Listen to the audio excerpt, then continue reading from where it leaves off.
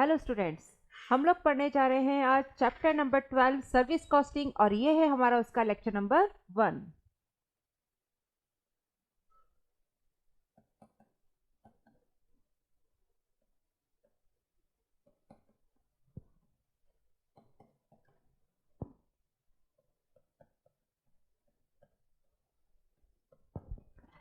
बच्चों, हम लोग अभी पढ़ रहे हैं मेथड्स ऑफ कॉस्टिंग और हम लोग अभी तक वेरियस मेथड्स पढ़ चुके हैं, जैसे job and batch costing, unit costing, batch costing, job costing, contract costing, process costing.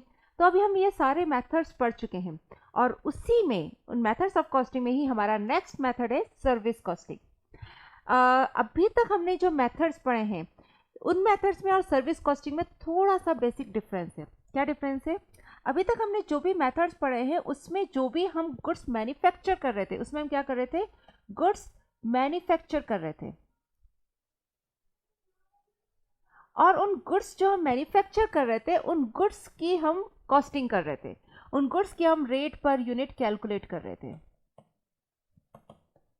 यानी कि जो भी हम प्रोडक्शन कर रहे थे वो सब क्या थे? हमारे टेंजिबल गुड्स थे।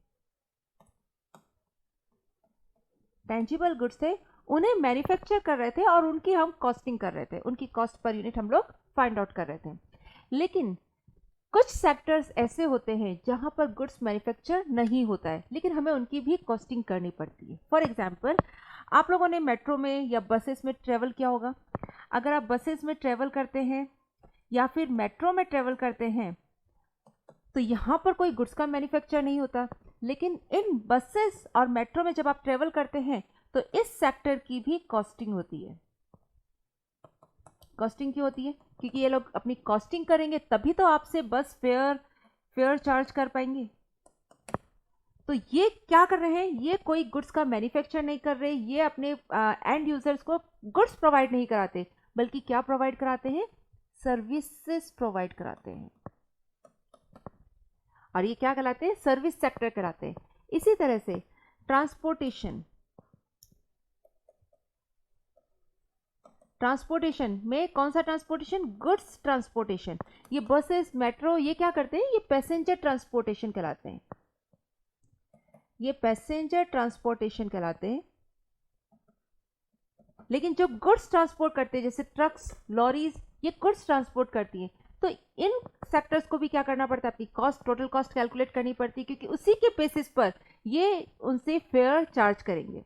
इसके अलावा और भी बहुत सारे सेक्टर्स होते हैं, जैसे हॉस्पिटल्स में भी कोई मैन्युफैक्चरिंग नहीं होती, कोई फिनिश गुड नहीं बनता, लेकिन हॉस्पिटल्स की भी हम कॉस्टिंग करते हैं, क्योंकि हॉस्पिटल अपनी पेशेंट से कितना चार्ज करे वो उसी बेसिस पर चार्ज करता है। किस बेसिस पर? जब उनकी टोटल कॉस्ट की कैलकुलेशन होती है। Similarly hotel industry, airline industry, ये सब फिनिश गुड मैन्युफैक्चर नहीं करते हैं, सर्विसेज प्रोवाइड कराते हैं। ये सब क्या करते हैं? सर्विसेज प्रोवाइड कराते हैं। और सर्विसेज प्रोवाइड कराते हैं तो हम इनकी कॉस्टिंग कर कर अकॉर्डिंगली ये अपने सर्विसेज का अमाउंट चार्ज करते हैं, उस पर कुछ प्रॉफिट ऐड करके। यहाँ पर देखिए, जैसे मित्तल कॉमर्स क्लासेस, एमसीसी, ये आपको क्या करता है? एजुकेशन प्रोवाइड कराता है। यहाँ पर भी हमारी कोई फिनिश गुड की मैन्युफैक्चरिंग नहीं होती, ये क्या प्रोवाइड कराते हैं? एजुकेशन प्रोवाइड कराते हैं। तो एजुकेशन प्रोवाइड करा रहे हैं, यहाँ पर भी कोई फिनिश गुड नहीं मिल रहा है। ये एजुकेशन क्या है? सर्विसेज है। तो सर्विसेज और जो फिनिश गुड है, ये जो मैन्युफैक्चरिंग हम करते हैं, फिनिश गुड्स की मैन्युफैक्चरिंग करते हैं, इन दोनों में एक डिफरेंस होता है। क्या डिफरेंस होता है? ये सब टेंजिबल गुड्स होते हैं और सर्विसेज क्या होती है? इनटेंजिबल नेचर की होती है।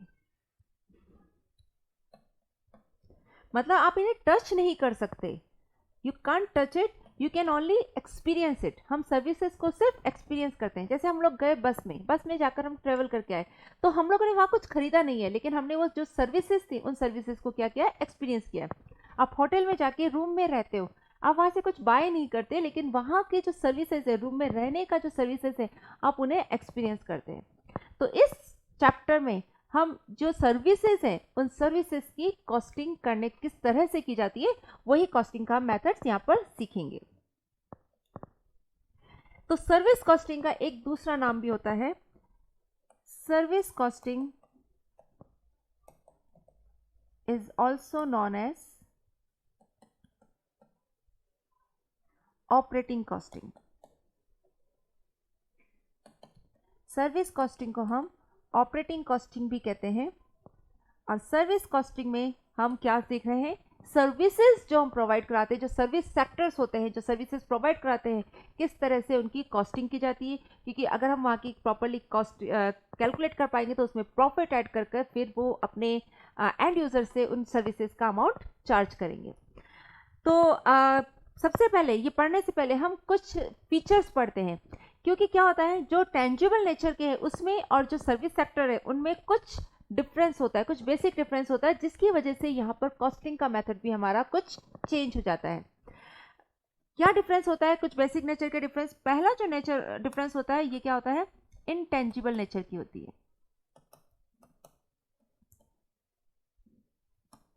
फर्स्ट डिफरेंस होता है वो होता है इनटेंजिबल नेचर का। ये जो सर्विसेज जो प्रोवाइड की जाती हैं ये इनटेंजिबल नेचर की होती है। You can touch it, you can only experience it. तो जो सर्विसेज प्रोवाइड की जाती है उन्हें सिर्फ एक्सपीरियंस किया जाता है। एक और जो डिफरेंस होता है वो डिफरेंस होता है यहाँ की यूनिट्स का, यूनिट्स कैलकुलेशन। देखिए बच्चों, अगर मेरा पेन मैन्युफैक्चरिंग करने का है तो मेरा क्या पेन की प्राइस पर यूनिट, मुझे पेन की अगर सेलिंग प्राइस निकालनी है, पेन की अगर मुझे सेलिंग प्राइस निकालनी है तो किस तरह से निकालेंगे, हम पेन की कॉस्ट पर यूनिट निकाल लेंगे और उसमें हम प्रॉफिट ऐड कर देंगे। तो मेरा क्या आ जाएगा, पेन की सेलिंग प्राइस पर यूनिट आ जाएगा। क्योंकि हमें अल्टीमेटली क्या करना पड़ता है, जो हम पेन मैन्युफैक्चर जो हमारी सिंगल यूनिट होती है हम उसकी प्राइस फाइंड आउट करते हैं। लेकिन सर्विसेज में आप किसी चीज़ का प्रोडक्शन नहीं कर रहे हैं, फिर यहाँ पर हम जो चार्ज करते हैं वो चार्ज किस बेसिस पर करते हैं, यहाँ पर क्या यूनिट्स होती हैं जिन यूनिट्स के बेसिस पर हम चार्ज करते हैं, वही यहाँ पर बेसिक डिफरेंस होता है। जो टेंजिबल गुड्स होते हैं, मैन्युफैक्चरिंग गुड्स होते हैं, उनकी यूनिट्स और यहाँ की यूनिट्स में थोड़ा सा डिफरेंस होता है। आइए जरा सा उस डिफरेंस को हम देखते हैं, यूनिट्स में किस तरह से डिफरेंस होता है। फॉर एग्जाम्पल, आप अगर बस में या मेट्रो में एक जगह से दूसरी जगह ट्रेवल कर रहे हैं, सपोज आपने ए स्टेशन से शुरू किया, बीच में 2-3 स्टेशन आ रहे हैं, एक स्टेशन बी आ रहा है, एक स्टेशन सी आ रहा है, और फिर आपको ये मेट्रो यहाँ से डी स्टेशन पर जाकर स्टॉप हो जाती है। अब आप मुझे एक बात बताइए कि जो हम चार्ज करते हैं, फेयर चार्ज करते हैं मेट्रो में या फिर बसेस में, जो फेयर चार्ज करते हैं वो फेयर किस बेसिस पर चार्ज होता है? क्या वो चार्ज किलोमीटर के हिसाब से होता है? सपोज यहाँ का डिस्टेंस 1 किलोमीटर है, यहाँ का डिस्टेंस मतलब 1 + 1 दोनों मिला के 2 किलोमीटर हो गया, और यहाँ का डिस्टेंस टोटल मिलाकर फॉर एग्जाम्पल 3 किलोमीटर हो गया। तो अब जो बस है वो फेयर जो चार्ज करेगी, यहाँ से यहाँ तक के स्टेशन का अलग होगा, यहाँ से यहाँ तक के स्टेशन का अलग होगा, और यहाँ से यहाँ तक जब हम पहुँचेंगे तो स्टेशन का डिफरेंट होगा। तो ये जो फेयर चार्ज करती है वो किसके हिसाब से करती है? डिस्टेंस के हिसाब से कर रही है, डिस्टेंस यानी किलोमीटर के हिसाब से, या फिर वो पैसेंजर के हिसाब से करती है? देखिए, अगर किलोमीटर के हिसाब से कर रही है तो ऑब्वियसली क्या होगा, आप एक स्टेशन से दूसरे स्टेशन पर जा रहे हैं तो अगर उसका डिस्टेंस कम है तो कम फेयर चार्ज होगा, अगर डिस्टेंस ज़्यादा है तो फेयर डिफरेंट चार्ज होगा। लेकिन अगर नंबर ऑफ पैसेंजर्स, फिर उसमें नंबर ऑफ पैसेंजर्स कितने भी ट्रेवल करें वो आपका रेंट सेम रहना चाहिए। देखिए, इसको एक दूसरे एग्जाम्पल से और देखते हैं। ए से डी जाने के लिए आप अगर मेट्रो की जगह सपोज टैक्सी लेते हैं, टैक्सी भी क्या कर रही है, आपका यहां से यहां तक जाने का सपोज वो चार्ज कर रही है किलोमीटर के हिसाब से, 4 किलोमीटर के हिसाब से चार्ज कर रही है। लेकिन एक टैक्सी में अगर वो एक पैसेंजर जाएगा तब भी उस टैक्सी का फेयर क्या होगा, उतना ही होगा जितना उस टैक्सी में 4 पैसेंजर ट्रेवल करते हैं। सपोज 4 किलोमीटर के अगर वो 100 रुपीज चार्ज कर रही हैं तो वो 1 पैसेंजर से भी 100 रुपीज चार्ज करेंगे और 4 पैसेंजर से भी 100 रुपीज चार्ज करेंगे। तो ये टैक्सी किस बेसिस पर चार्ज कर रही है? ओनली किलोमीटर के बेसिस पर चार्ज कर रही है। लेकिन वही अगर हम बस में जा रहे हैं तो बस में किलोमीटर के हिसाब से तो चार्ज होता ही है, साथ में यहाँ पर पैसेंजर के बेसिस पर भी चार्ज होता है। कैसे? एक पैसेंजर से यहाँ तक 4 किलोमीटर का अगर उन्होंने किराया जो फेयर है वो फिक्स कर रखा है सपोज 20 रुपीज़, तो अगर 4 पैसेंजर्स जाएंगे तो वो कितना चार्ज करेंगे? 20 × 4 दैट इज 80 रुपीज़ चार्ज किया जाएगा। वहीं टैक्सी में क्या होता है, एक पैसेंजर ए से डी जा रहा है, अगर टैक्सी लिए तो उसमें एक पैसेंजर जा रहा है तब भी उसका उतना ही चार्जेस है, और अगर उसके अंदर 4 पैसेंजर जा रहे हैं तब भी सेम चार्जेस हैं। तो यहाँ पर हमने ये दो केसेस जो देखे हैं, इसमें हमने क्या डिफरेंस देखा? यूनिट्स में डिफरेंस देखा है। यूनिट्स में कैसे डिफरेंस? टैक्सी में जो यूनिट्स चार्ज की गई वो किसकी बेसिस पर चार्ज की गई? ओनली किलोमीटर के बेसिस पर चार्ज की गई। लेकिन जब हम बसेस में देख रहे हैं, मेट्रो में देख रहे हैं, तो वहां पर दो यूनिट्स कंबाइंड की गई हैं। कौन सी? Passenger kilometre.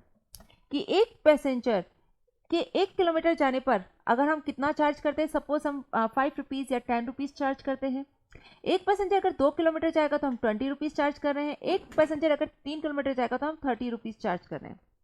वहीं अगर दो पैसेंजर आपके 1 किलोमीटर जा रहे हैं तो एक का टिकट का किराया आपने 10 रुपीज़ किया है। अगर दो पैसेंजर जा रहे हैं तो आप क्या कर रहे हैं? 10 + 10, दो टिकट हमें बाय करनी होती है और हम दो पैसेंजर का अलग चार्ज करते हैं। वहीं दो पैसेंजर अगर आपके 2 किलोमीटर ट्रेवल कर रहे हैं तो कितना लेंगे आप? 20 एक पैसेंजर का और 20 दूसरे पैसेंजर का। तो यहाँ पर हमारी दो यूनिट्स होती हैं, पैसेंजर एंड किलोमीटर। तो सर्विस सेक्टर और मैन्युफैक्चरिंग जो यूनिट्स होती हैं वहाँ पर, और इसमें एक ही बेसिक, ये वाला बेसिक डिफरेंस होता है। कौन सा होता है? यूनिट्स का। यहाँ पर यूनिट्स जो होती हैं हमारी सर्विस सेक्टर में, वो यूनिट्स दो तरह की होती हैं।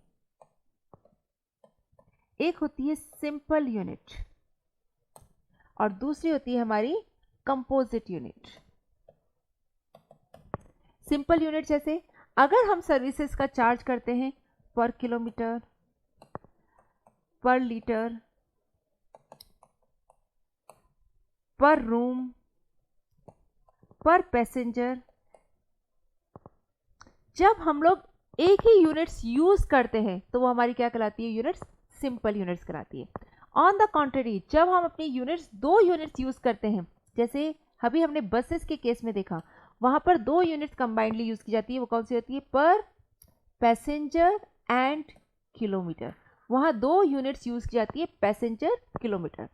सिमिलरली अगर हम ट्रांसपोर्ट इंडस्ट्री में देखते हैं तो वहां भी दो यूनिट्स कंबाइन की जाती है। आप एक पार्सल भेज रहे हैं, एक पार्सल में वहां पर वो क्या करते हैं, जैसे टन किलोमीटर या किलोग्राम किलोमीटर, इस तरह से देखते हैं कि एक टन को 1 किलोमीटर कैरी करने की कॉस्ट, वहां की जो हमारी यूनिट्स होती है वो कौन सी होती है? पर टन किलोमीटर। मतलब वहां टन भी देखा जाता है और किलोमीटर भी देखा जाता है, या किलोग्राम किलोमीटर, मतलब वेट भी देखा जाता है और डिस्टेंस भी देखा जाता है, और वो अकॉर्डिंगली आपसे उसी तरह से चार्ज करते हैं। मतलब अगर आप पास में ही अपना कोई कुरियर का सामान या गुड्स अपना पास में पहुंचाना चाहते हैं तो कम चार्ज होगा, दूर पहुंचाना चाहेंगे तो वो ज़्यादा चार्ज करेंगे। वहीं अगर वेट कम होगा तो कम चार्ज किया जाएगा, और वेट ज़्यादा होगा तो ज़्यादा चार्जेस की जाएंगे। तो क्या हो जाता है? पर टन पर किलोमीटर।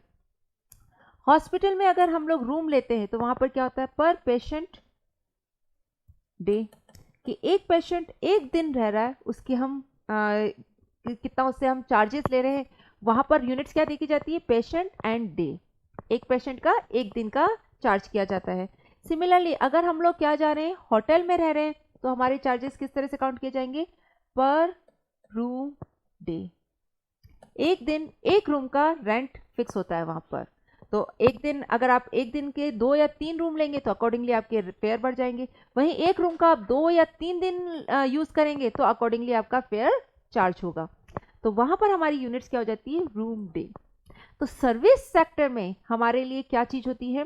सर्विस सेक्टर में यूनिट्स कभी सिंपल भी हो सकती हैं और कंपोजिट। मेनली इसका फीचर क्या होता है? यहाँ पर जो मेनली हम लोग यूनिट्स यूज करते हैं वो कौन सी होती है? कंपोजिट यूनिट्स होती है। सिंपल यूनिट्स भी हो सकती है और कंपोजिट भी हो सकती है। तो हम लोग यहाँ पर क्या देख रहे हैं? Composite units. मेन फीचर क्या होता है इसका? कि यहाँ जो यूनिट्स यूज की जाती है वो कौन सी होती है? कंपोजिट होती है। मतलब दो यूनिट्स कंबाइंड होकर यहाँ पर यूनिट्स बनती है। तो यहाँ पर जो हमारी मेन कैलकुलेशन होगी वो कैलकुलेशन कौन सी होगी?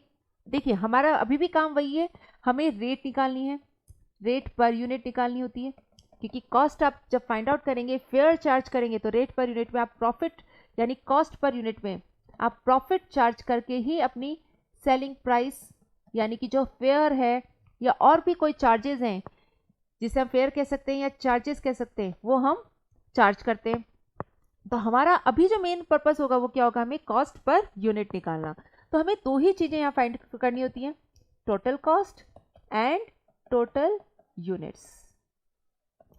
तो हमें यहाँ पर दो चीज़ों की कैलकुलेशन देखनी है, एक तो हमें देखनी है टोटल कॉस्ट की कैलकुलेशन किस तरह की जाएगी और एक टोटल यूनिट्स की कैलकुलेशन कैसे की जाएगी।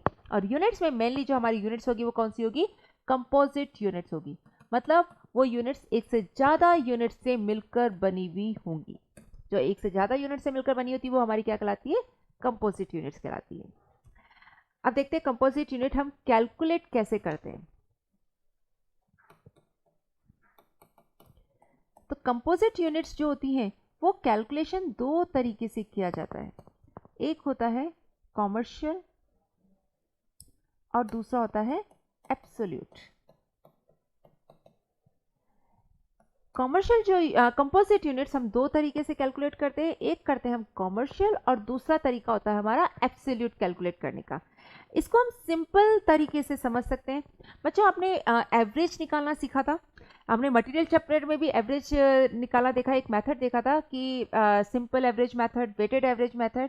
तो सिंपल एवरेज में क्या होता है, हम सिंपली रेट्स को क्या कर देते हैं, टोटल करके डिवाइड नंबर से कर लेते हैं। और कॉमर्शियल में क्या करते हैं, हम साथ में वेट्स से भी मल्टीप्लाई करते हैं। तो कॉमर्शियल और एब्सोल्यूट में बिल्कुल कुछ उसी तरह का डिफरेंस है। कॉमर्शियल में हम क्या करते हैं, जो कंपोजिट यूनिट कैलकुलेट करते हैं, यानी दो यूनिट्स का जो कॉम्बिनेशन हम कैलकुलेट करते हैं वो क्या करते हैं, वो सिंपल होता है। और यहां पर एब्सोल्यूट में हम क्या करते हैं, वेटेड करते हैं। वेटेड मतलब जो वेट्स हैं उससे हम जो यूनिट्स है हमारी उसकी मल्टीप्लाई करते हैं। तो इतना ही डिफरेंस है कॉमर्शियल एंड एब्सोल्यूट में। अब कैलकुलेशन किस तरह से करते हैं इसको हम एक एग्जाम्पल से देखते हैं, एक इलस्ट्रेशन से देखते हैं। और ये है आपके कंपाइलर मॉड्यूल का इलस्ट्रेशन नंबर 1, ये रहा। तो हम लोग देख रहे हैं इलस्ट्रेशन नंबर 1 और यहां पर हम लोग यूनिट्स कैलकुलेट करना देख रहे हैं और देखते हैं कि एब्सोल्यूट और कॉमर्शियल यूनिट्स किस तरह से कैलकुलेट की जाती है। तो सबसे पहले हम इलस्ट्रेशन नंबर 1 स्टार्ट कर रहे हैं हमारा। इलस्ट्रेशन नंबर 1 और इलस्ट्रेशन में ही हम लोग सीखेंगे किस तरह से कॉमर्शियल कंपोजिट यूनिट कैलकुलेट की जाती है और किस तरह से एब्सोल्यूट कंपोजिट यूनिट कैलकुलेट की जाती है। तो क्वेश्चन स्टार्ट करते हैं। देखिए क्या लिखा हुआ है, a lorry starts with a load of 20 metric ton, MT यानी metric ton of goods from station A. It unloads 8 MT in station B and balance goods in station C. On return trip, it reaches station A with a load of 16 MT loaded at station C.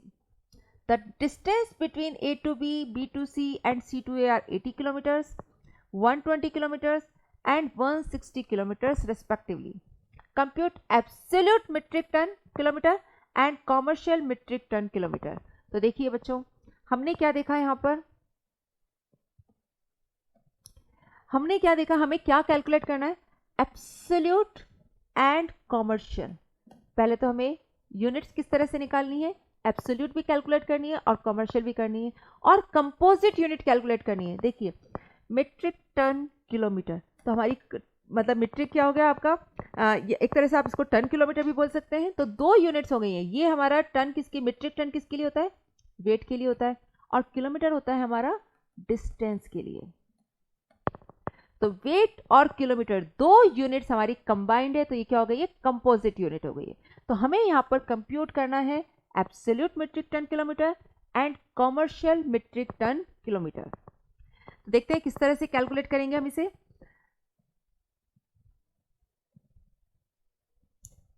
अब जो अभी हमने पढ़ा है काफी complicated है, थोड़ा सा इसको हम एक सिंपल वे में एक डायग्राम से समझ लेते हैं। सबसे पहले देखिए आपकी क्या बता रखा है, a lorry starts with a load of 20 MT of goods from station A. Station A से स्टार्ट होकर स्टेशन बी जाती है और स्टेशन सी, यानी 3 स्टेशन आते हैं आपके। ये देखिए स्टेशन ए से स्टेशन बी और फिर वो कहा जाती है स्टेशन सी, 3 स्टेशन आते हैं। क्या बोल रखा है, a lorry starts with a load of 20 MT of goods from station A. Station A से लॉरी स्टार्ट होती है और गुड्स कैरी करती है, कितना कैरी करती है, 20 मीट्रिक टन। गुड्स स्टार्ट करती है, लेकर यहाँ से रवाना होती है, 20 मीट्रिक टन गुड्स लेकर रवाना होती है। It unloads 8 metric ton in station B. फिर वो क्या करती है, यहाँ से रवाना होके स्टेशन बी पर आती है और स्टेशन बी पर आकर वो क्या करती है, 8 मीट्रिक टन अनलोड कर देती है। देखिए 20 मीट्रिक टन लेकर लॉरी ने यहाँ से स्टार्ट किया था और स्टेशन बी पर 8 मीट्रिक टन उसने अनलोड कर दिया। अब 20 में से 8 मीट्रिक टन उसने यहाँ पर अनलोड कर दिया, मतलब उतार दिया, तो अब उसके लॉरी पर कितना रहा, 12 मीट्रिक टन रहा। अब वो कितना गुड्स कैरी करके ले जा रही है, बी से सी तक 12 metric ton. Balance goods in station C, तो वो जो बैलेंस है वो स्टेशन सी पर अनलोड करती है, यानी कि स्टेशन सी पर कितना, बाकी का पूरा metric ton 12 metric ton unload कर देती है। तो देखिए कितना कैरी किया, ए से बी जाते वक्त उसने 20 मीट्रिक टन कैरी किया है और बी से सी जाते वक्त उसने 12 मीट्रिक टन कैरी करके चली है। On return trip it reaches station A with a load of 16 empty loaded at station C. क्या बोला गया है, ये तो इसने जाते हुए क्या, आते हुए क्या किया है, पूरा का पूरा, बीच में उसने कोई स्टेशन बी पर अनलोड नहीं किया, जो स्टेशन सी से इसने लिया पूरा का पूरा उसने स्टेशन ए पर ही आके अनलोड किया। और कितना गुड्स लिया था, देखिए on return trip reaches station A with a load of 16 empty loaded at station C. कितना गुड्स कैरी करके लेकर गए, 16 एम्प्टी। ए से बी जाते वक्त 20 मीट्रिक टन कैरी किया, बी से सी जाते वक्त 12 मीट्रिक टन कैरी किया, सी से वापस ए आते वक्त 16 मीट्रिक टन कैरी किया। आगे पढ़ते हैं क्या लिखा हुआ है, the distance between A to B, B to C and C to A is 80 kilometre, 120 kilometre and 160 kilometre. कितना है ए से बी तक का डिस्टेंस, 80 किलोमीटर है। बी से सी तक का डिस्टेंस आपको बता रखा है 120 किलोमीटर और सी से वापस आते वक्त का जो डिस्टेंस है वो है 160 kilometre. Respectively compute absolute empty and commercial empty kilometre. तो बच्चों ये क्वेश्चन है, आई थिंक अभी आपको क्वेश्चन थोड़ा समझ आया होगा। हम एक बार वापस क्वेश्चन का देख लेते हैं। क्या बोला गया है, ए से बी का डिस्टेंस 80 किलोमीटर, बी से सी का 120 और सी से वापस ए आते वक्त जो रास्ता आता है डायरेक्टली जो सी से आता है उसका डिस्टेंस है 160 किलोमीटर। ए से बी जाते वक्त लोरी ने कितना कैरी किया, 20 एम्प्टी, लेकिन 8 एम्प्टी उसने बी स्टेशन बी पर अनलोड कर दिया, यानी कि बी से सी जाते वक्त 12 एम्प्टी ही कैरी करके लेकर गए, 12 टन मीट्रिक टन। और सी से वापस आते वक्त 16 मीट्रिक टन लिया, लेकिन पूरा सी से ए तक पूरा 16 मीट्रिक टन कैरी किया, बीच में कहीं भी बी पर नहीं अनलोड किया।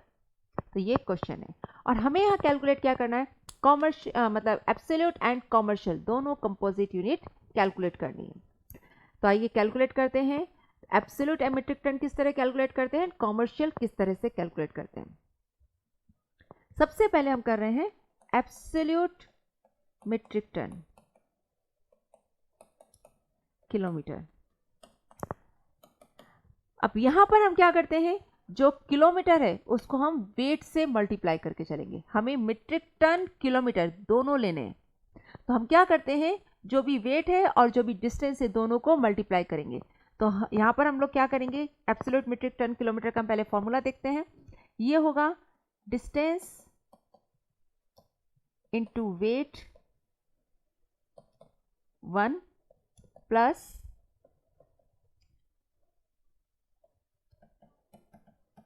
Distance into weight 2 plus dash dash dash, इस तरह से जाएगा। या अगर इसको हम शॉर्ट में लिखना चाहें, summation of D N W N. ये डी यानी डिस्टेंस और डब्ल्यू यानी वेट। ये हमारा फॉर्मूला हो गया एब्सोल्यूट मीट्रिक टन किलोमीटर का। तो देखिए डिस्टेंस कितनी दे रखी है, फर्स्ट की 80 किलोमीटर और वेट है 80 किलोमीटर तक लॉरी ने 20 एम्प्टी कैरी करके चले हैं। तो हमारा कितना हो जाएगा, ए से बी तक हमारे कितने मीट्रिक टन किलोमीटर हो गए, 80 इंटू 20। फिर बी से सी पर जब वो वापस वहां से गए तब उसने कितना कैरी किया, 12 मीट्रिक टन और 12 मीट्रिक टन कैरी करके कितना किलोमीटर कैरी चले हैं, 120 किलोमीटर। तो यहाँ पर हमारा कितना हो जाएगा, 12 इंटू 120 प्लस सी से जब वो ए पर वापस आए तब क्या किया, 16 मीट्रिक टन कैरी करके चले हैं 160 किलोमीटर तक। तो हमारा टोटल कितना हो जाएगा, 16 इंटू 160, ठीक है, तो क्या हो गया, मीट्रिक टन किलोमीटर। तो आइए इसको हम टोटल कर लेते हैं। ये कितना हो गया हमारा, 80 इंटू 20, ये हो गया 1600 प्लस 12 इंटू 120, 1440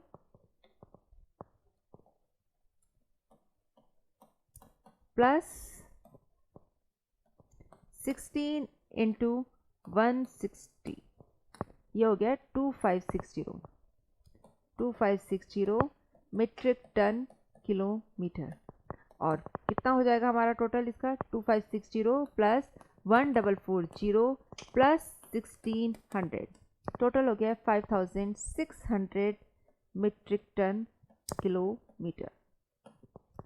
तो बच्चों ये हुआ हमारा एब्सोल्यूट मीट्रिक टन किलोमीटर, जिसका फॉर्मूला क्या होता है, distance into weight plus distance into weight 2, distance 2 into weight 2 plus same ऐसे चलता रहेगा कंटिन्यूएशन में। और अगर हम इसको शॉर्ट में लिखते हैं तो summation D N into W N, D हो गया डिस्टेंस और डब्ल्यू यानी वेट। तो ये हमारा रहा एब्सोल्यूट मीट्रिक टन किलोमीटर, मतलब जो जितना किलोमीटर जितना वेट लेकर कैरी किया हम डायरेक्टली वहां से मल्टीप्लाई कर देते हैं। नाउ अभी हम लोग नेक्स्ट ले रहे हैं, दैट इज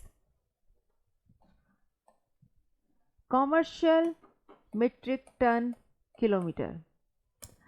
अब यहां पर तो देखिए हमने वेटेड एवरेज किया, वेट्स को डायरेक्टली हमने डिस्टेंस से मल्टीप्लाई किया, लेकिन अब हम लोग क्या करेंगे, यहां पर हमारा कॉमर्शियल मीट्रिक टन का फॉर्मूला होता है।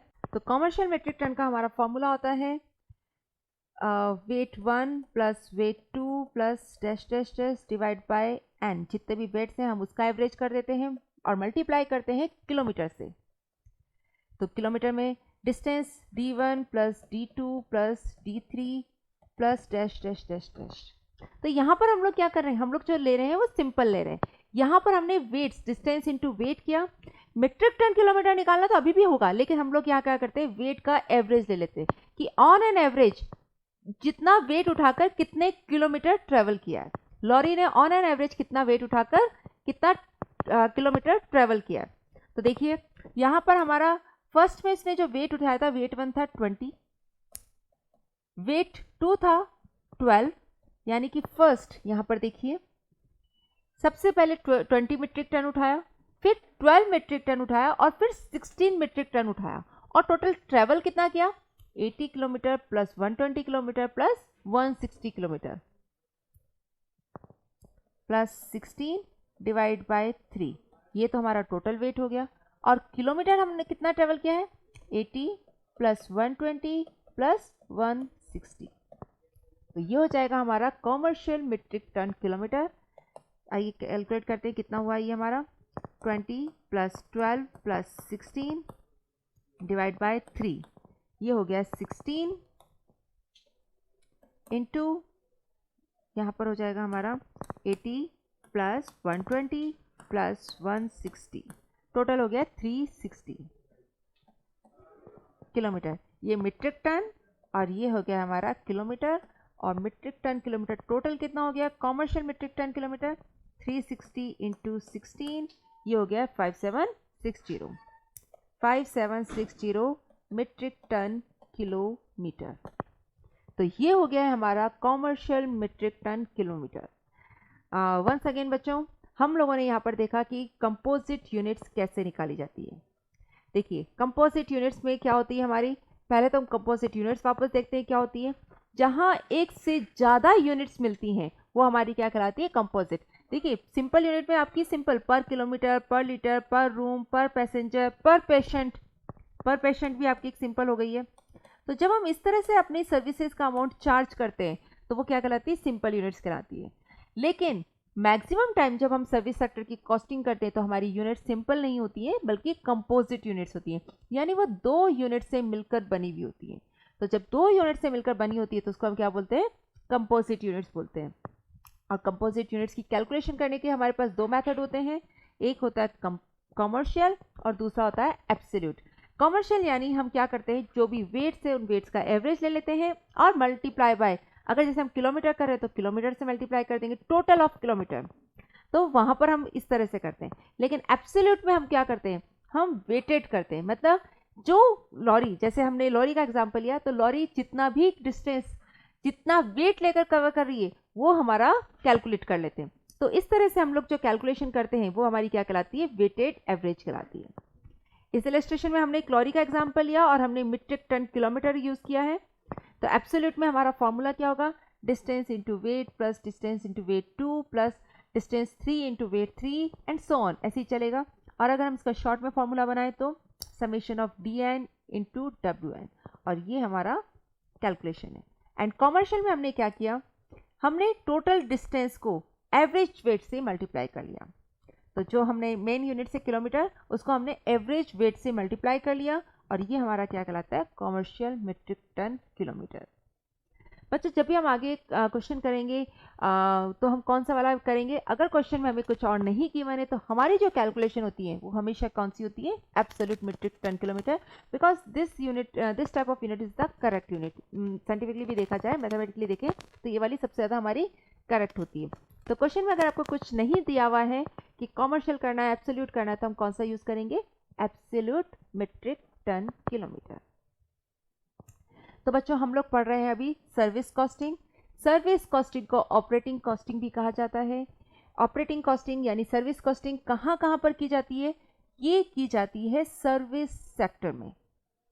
और सर्विस सेक्टर कौन कौन से होते हैं, कुछ एग्जाम्पल्स हमने यहाँ लिखे हैं, जैसे पैसेंजर ट्रांसपोर्ट यानी बसेस, मेट्रो, टैक्सीज, ये सारी जो ट्रांसपोर्टेशन, पैसेंजर को एक जगह से दूसरी जगह पहुंचाने के लिए जो हम सर्विसेज यूज करते हैं वो क्या कहलाती है, पैसेंजर ट्रांसपोर्ट।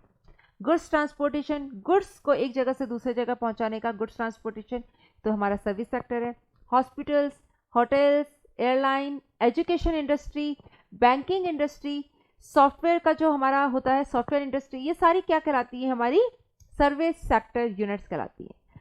तो सर्विस सेक्टर में जब हम कॉस्ट की कैलकुलेशन करते हैं, कॉस्ट की कैलकुलेशन हम क्यों करते हैं, बिकॉज हम कितना अपने एंड यूजर से चार्ज करें अमाउंट, उसके लिए हमें क्या पता होना चाहिए, कॉस्ट पता होना चाहिए, कॉस्ट पर यूनिट पता होनी चाहिए, और कॉस्ट पर यूनिट में हम प्रॉफिट ऐड करके अमाउंट चार्ज जो हम करते हैं वो हम फाइंड आउट करते हैं। तो बेसिकली हमें यहाँ पर 2 चीज़ें पता करनी होती हैं, और वो 2 चीज़ें कौन सी होती है, एक तो हमें कॉस्ट पता करनी होती है और एक हमें यूनिट्स पता करनी होती है। तो यूनिट्स हमारी क्या होती हैं, 2 तरह की यूनिट्स होती हैं। First one is simple and other one is composite. और सिंपल और कंपोजिट यूनिट्स का कैलकुलेशन अभी हमने देखा है। एक चीज हमें और पता करनी होती है, वो कौन सी होती है, हमारी कॉस्ट। तो कैलकुलेशन ऑफ कॉस्ट,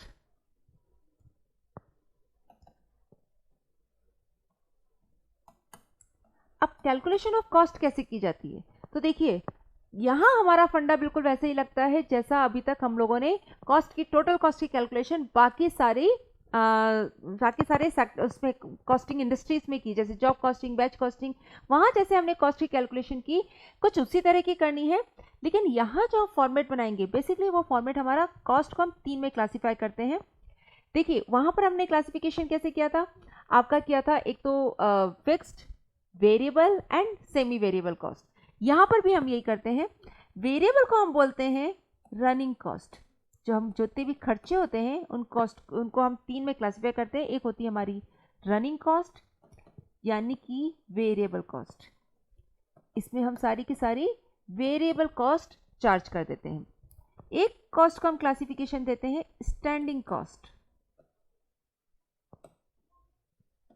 यानी कि इसको हम क्या कहते हैं, फिक्स कॉस्ट भी कहते हैं। जितने भी चार्जेस जो हमारे फिक्स्ड नेचर के हैं वो सारे हमारे कहाँ जाते हैं, स्टैंडिंग में आ जाते हैं। जितने भी हमारे वेरिएबल नेचर के होते हैं वो सारी हमारे कहाँ जाते हैं, रनिंग कॉस्ट में आ जाते हैं। एक और तरह का होता है, वो होता है रिपेयर एंड मेंटेनेंस चार्जेस।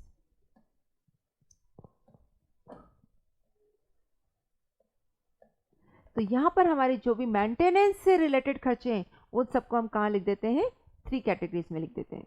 तो जो हमारा फॉर्मेट बनता है वो फॉर्मेट भी हमारा इसी तरह से बनता है। आइए एक बार हम कैलकुलेशन ऑफ कॉस्ट का फॉर्मेट बनाकर देखते हैं कि किस तरह का फॉर्मेट बनेगा हमारा कॉस्ट का। यहाँ कॉस्ट पर यूनिट लिखते हैं और यहाँ पर टोटल कॉस्ट एंड पर्टिकुलर्स। तो सर्विस सेक्टर की जब हम कॉस्टिंग करते हैं तो हमारा जो खर्चा होता है उनको हम 3 में डिवाइड करते हैं, running cost, repair and maintenance cost and standing cost. Running cost को हम कैसे लिखते हैं, जितनी भी हमारी रनिंग कॉस्ट है। अब रनिंग कॉस्ट में क्या क्या आती हैं जरा सा हम एक बार देखते हैं। फॉर एग्जांपल अगर हमारा कोई मटेरियल यूज हो रहा है, जैसे कि स्टेशनरी वगैरह, जिस भी तरह का मटेरियल यूज हो रहा है जो यूनिट्स के अकॉर्डिंग हमारा चेंज होता है, तो हम यहाँ पर लिखते हैं इसकी cost per unit and total cost. इसके बाद हमारा जो सैलरी, देखिए जो हमारी कॉस्ट है सर्विस सेक्टर में और प्रोडक्शन में, उसमें 2 बेसिक डिफरेंस होता है। वहाँ पर जो हमारी मेन कॉस्ट होती है वो मटेरियल से मिलकर बनी हुई होती है, ओवरहेड्स भी होते हैं, लेबर भी होते हैं। लेकिन जब हम सर्विस सेक्टर की बात करते हैं तो यहाँ मेन कॉस्ट का एलिमेंट क्या हो जाता है, वर्कर्स हो जाते हैं। क्योंकि हमें किसी चीज़ का प्रोडक्शन करना नहीं है, मटेरियल यूज में आता है लेकिन उतना नहीं आता जितना कि हमारा प्रोडक्शन में आता है। प्रोडक्शन में मेन कॉस्ट का कंपोनेंट मटेरियल होता है, यहाँ पर मेन कॉस्ट का कंपोनेंट हमारा क्या होता है, वर्कर्स होते हैं जो हम उनको सैलरी देते हैं, एम्प्लॉयज कॉस्ट होती है, तो वो हमारा मेन कंपोनेंट होता है। तो जो भी हम सैलरी दे रहे हैं, अगर वो सैलरी आप यूनिट्स के हिसाब से दे रहे हैं तो हमारी रनिंग में आएगी, और यही सैलरी अगर हमारी फिक्स्ड है, जैसे अगर आपको ड्राइवर लिया और ड्राइवर को आपने फिक्स्ड अमाउंट दे रहे हैं, तो वो हमारा किस में जाएगा, स्टैंडिंग कॉस्ट में जाएगा। तो अगर हम लोग ड्राइवर्स वगैरह की सैलरी जैसे पर मंथ के हिसाब से उनकी फिक्स्ड है तो स्टैंडिंग कॉस्ट में जाएगा। सैलरी ऑफ ड्राइवर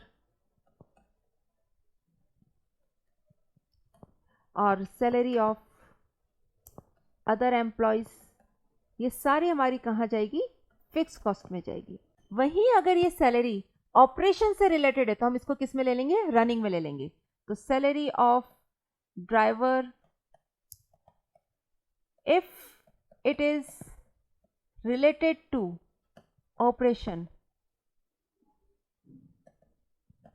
एक्सेट्रा, इसको हम एक्सेट्रा लिख देते हैं। मतलब अगर कोई भी आप सैलरी या कुछ भी वेजेस या कोई भी अमाउंट दे रहे हैं जो ऑपरेशन से रिलेटेड है, तो वो आपका किस में चला जाएगा, रनिंग में चला जाएगा। रनिंग में कुछ और खर्चे भी जाते हैं, जैसे पेट्रोल डीजल का खर्चा, पेट्रोल डीजल का कॉस्ट। इसके अलावा और भी वो खर्चे जो आपके वेरिएबल नेचर के हैं, वो सब हम किस में लिख लेते हैं, रनिंग में लिख लेते हैं।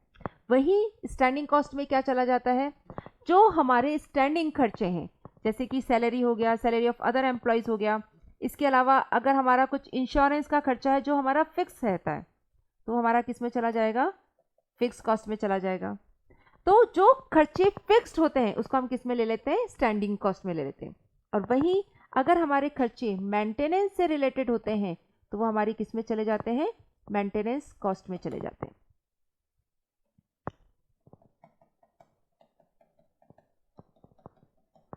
जैसे रिपेयर के चार्जेस, तो ये हमारे कहाँ चले जाएंगे, मेंटेनेंस कॉस्ट में चले जाएंगे।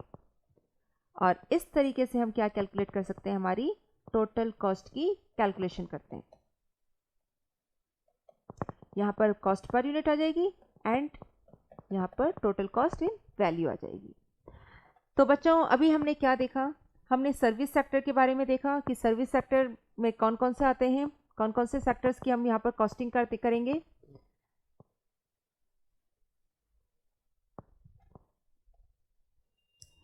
तो सबसे पहले तो हमने कुछ बेसिक डिफरेंस देखा। बेसिक डिफरेंस किसमें, जो अभी तक हमने कॉस्टिंग पढ़ी है, मेथड्स ऑफ कॉस्टिंग पढ़े हैं मैन्युफैक्चरिंग इंडस्ट्री के, उसमें और सर्विस सेक्टर में कुछ बेसिक डिफरेंस होता है। पहला बेसिक डिफरेंस क्या होता है कि जो आप मैन्युफैक्चरिंग इंडस्ट्री में गुड्स मैन्युफैक्चर करते हो वो क्या होते हैं, आपके टेंजिबल होते हैं।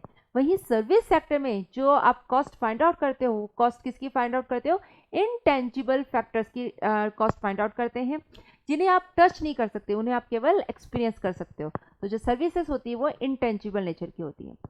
जो यहाँ पर हमारे सर्विस सेक्टर में होते हैं, जैसे कि for example transportation, hospitals, hotels, airlines, education, banking industry, software industry और भी बहुत सारी जहाँ पर हम लोग सर्विसेज प्रोवाइड कराते हैं, उन सब जगह कॉस्टिंग कैसे की जाती है वो हम इस चैप्टर में पढ़ने वाले हैं।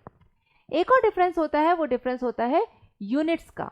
वहाँ पर जो आपकी यूनिट्स होती हैं, कहाँ पर, जहाँ पर आपकी मैन्युफैक्चरिंग इंडस्ट्री में, वहाँ एक सिंपल यूनिट होती है। फॉर एग्जांपल पर पेन की कॉस्ट फाइंड आउट करते हैं, अगर आप बुक्स पब्लिश कर रहे हैं तो पर बुक की कॉस्ट हम फाइंड आउट करते हैं। लेकिन सर्विस सेक्टर में जब हम लोग कैलकुलेशन करते हैं कॉस्ट की, तो हमारी जो यूनिट्स होती हैं वो यूनिट्स क्या होती हैं, दो तरह की होती हैं। एक तो होती है या तो सिंपल या होती है कंपोजिट। फॉर एग्जाम्पल बसेस की जब आप फेयर निकालते हैं तो वहाँ दो यूनिट्स होती हैं, एक होती है पैसेंजर और एक किलोमीटर। मतलब आप दो तरह से वहाँ पर किराया चार्ज करते हैं, दोनों यूनिट्स को साथ में लेते हुए आप किराया चार्ज करते हैं या फेयर चार्ज करते हैं। एक होता है पैसेंजर और एक होता है किलोमीटर। सिमिलरली गुड्स पे हम क्या करते हैं, टन किलोमीटर के बेसिस पर चार्ज करते हैं। हॉस्पिटल में पेशेंट और डे, एक पेशेंट कितने दिन रुक रहा है, एक दिन रुक रहा है तो आप उसके हिसाब से चार्ज करेंगे। एक पेशेंट अगर 4 दिन रुक रहा है तो आप अकॉर्डिंगली अपना जो अमाउंट है फेयर है वो अकॉर्डिंगली चार्ज करेंगे। तो पेशेंट डे के हिसाब से, होटल्स में जाते हैं रूम डे के हिसाब से। इस तरह से यहाँ पर क्या होता है, जो हमारी यूनिट्स होती है वो दो यूनिट्स एक साथ मिलकर चार्ज करते हैं। फिर हमने देखा कि कॉमर्शियल यूनिट्स जो होती हैं वो हमारी दो तरह की होती हैं। एक होती है हमारी कंपोजिट यूनिट्स, हमारी दो तरह की होती है, एक होती कॉमर्शियल और एक होती है एब्सोल्यूट। दोनों को हमने कैलकुलेट करने का तरीका एक एग्जाम्पल, एक इलस्ट्रेशन से देखा। एंड देन हमने देखा कॉस्ट के बारे में। तो यहाँ पर जो कॉस्ट होती है उसको हम 3 पार्ट में डिवाइड करते हैं, बिल्कुल वैसे ही जैसे हमारे मैन्युफैक्चरिंग इंडस्ट्री में होता है, variable, fixed and semi variable. तो वेरिएबल जो होती है उसको हम रनिंग कॉस्ट भी कहते हैं। जो हमारे यूनिट्स के साथ में चेंज होती है वो कॉस्ट हमारी क्या कहलाती है, रनिंग कॉस्ट कहलाती है। कुछ कॉस्ट ऐसी होती है जो irrespective of number of units वो हमारी चेंज नहीं होती, उसे हम क्या कहते हैं, स्टैंडिंग कॉस्ट या फिक्स कॉस्ट कहते हैं। और जो कॉस्ट हमारे मेंटेनेंस से रिलेटेड होती हैं वो हमारी कहाँ चली जाती है, मेंटेनेंस कॉस्ट में चली जाती है। इन्हें हम सेमी वेरिएबल भी कहते हैं। फिर हमने कॉस्ट का फॉर्मेट भी देखा कि जो हम कॉस्ट शीट बनाएंगे वो उस कॉस्ट शीट का फॉर्मेट, ये है हमारी cost sheet for service sector. तो किस तरह से जो कॉस्ट है उसको हमने running cost, standing cost and maintenance cost, तीनों कॉस्ट में डिवाइड करके लिखा है हमारा। तो बच्चों आज के लिए हम इतना ही करेंगे। Thank you.